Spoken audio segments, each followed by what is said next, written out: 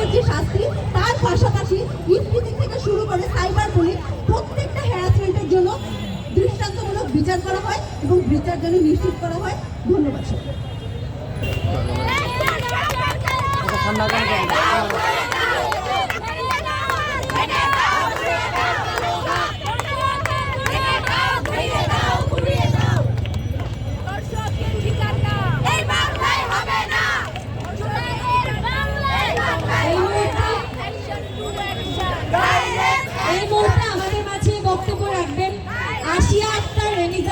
শিক্ষার্থী, অর্থনীতি বিভাগ, ঢাকা বিশ্ববিদ্যালয়।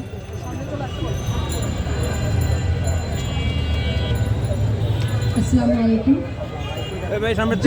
চলছে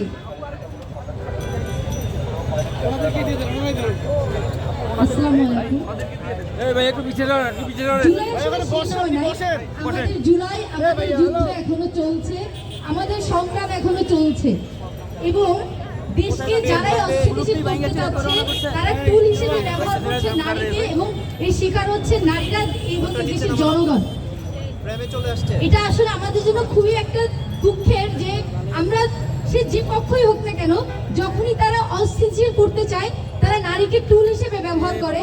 এবং তারা মনে করে নারীকে যদি আমি টুল হিসেবে ব্যবহার করি আমাকে হয়তো বড় বড় বিচারের সম্মুখীন হতে হবে না। তারা মনে করে নারীর সাথে যা ইচ্ছা তাই করি, কিন্তু আমি পার পেয়ে যাব। হয়তো আমার বাপের কোনো একটা প্রভাব আছে, হয়তো আমি কোনো দলের চামচামি করি, সো আমি পার হয়ে যাব। এবং আমি যদি এও না করি, যদি আমার টাকা থাকে আমি পার হয়ে যাব, কোনো সমস্যা হবে না। নারীকে এভাবে একটা ছোট্ট একটা টুল হিসেবে ব্যবহার করা হয়।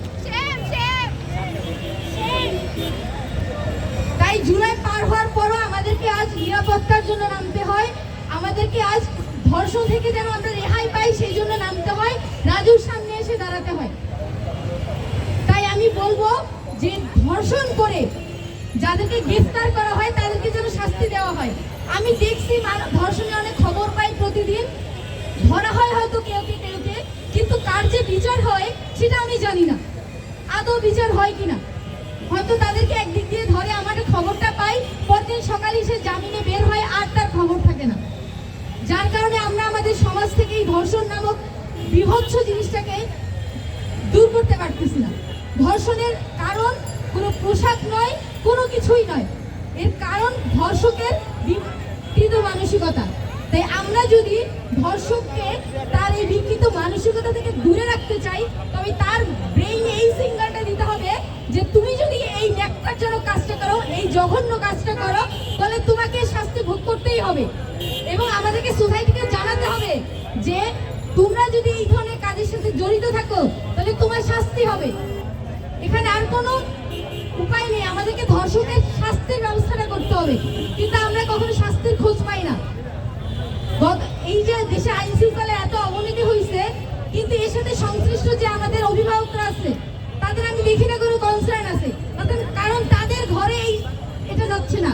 ফেস করছি আমরা যারা বের হই, যাদের আমাদের যে মেয়েদেরকে আমাদের বের হতে হয় টিউশনি, চাকরি বা নানা কাজে,